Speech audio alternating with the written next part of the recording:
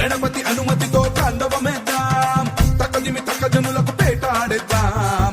గణపతి అనుమతితో తాండవమేద్దాం, తక్కదిమి తక్క జనులకు పేటాడేద్దాం. పెప్పులిపై కదిలినాడు ఆపదలో వదిలిపోడు నాయకుడే శ్రీమణికంఠ. మోహినికి నందనుడే శంకరుడి బిడ్డడులే నీ శరణం శరవణ భవమే.